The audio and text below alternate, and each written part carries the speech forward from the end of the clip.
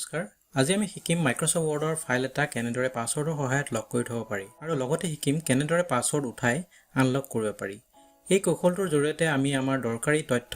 বেলেগ খুলি চাব নোৱাৰাকে মাইক্ৰসফট ৱৰ্ডত লক কৰি থব পাৰো ইয়াৰ বাবে মই মাইক্ৰসফট ৱৰ্ডৰ ফাইল এটা ওপেন কৰি লৈছো এতিয়া এই ফাইলটো পাছৱৰ্ডৰ সহায়ত সেভ কৰিবৰ বাবে সেভ এজ ডায়লগ বক্সটো উলিয়াব লাগিব ইয়াৰ বাবে কিবৰ্ডৰ শৰ্টকাট কিটো হ'ল F12 বা ফাইল মেনুত গৈ আমি সেভ এজ অপচনটো বাছি ল'ব পাৰিম এতিয়া মই কিবৰ্ডৰ পৰা প্ৰেছ কৰিছো F12 আহিছে আমাৰ সেভ এজ ডায়লগ বক্সটো এতিয়া আমি এই টুলস বুটামটোত গৈ ক্লিক কৰিব লাগিব আৰু বাছি ল'ব লাগিব জেনাৰেল অপচন এতিয়া ইয়াত আছে পাছৱৰ্ড টু ওপেন অপচন তো ইয়াত মই এটা পাছৱৰ্ড দিব লাগিব মই এটা পাছৱৰ্ড দি দিছো 123 এতিয়া ইয়াত ওকে কৰিব লাগিব আৰু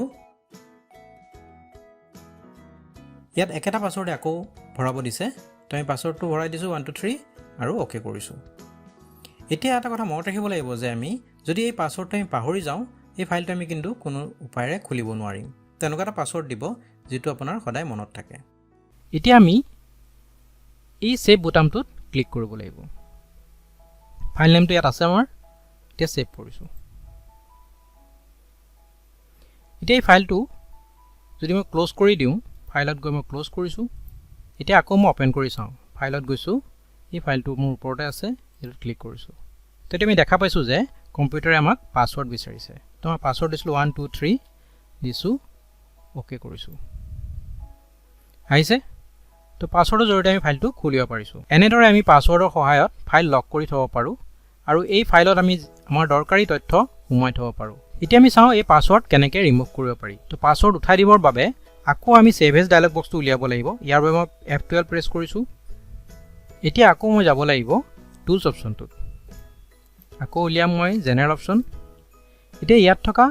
এই পাছৱৰ্ডটো মই ডিলিট কৰি দিব লাগিব মই বেকস্পেচ দি পেলাই কাটি দিছো ওকে কৰিছো এতিয়া মই আকৌ এই সেভ বুটামত ক্লিক কৰিব লাগিব তোমাৰ পাছৱৰ্ডটো উঠি গৈছে চাবৰ বাবে মই ফাইলত গৈ ইয়াক ক্লোজ কৰি দিছো আকৌ যদি ওপেন কৰি চাওঁ এতিয়া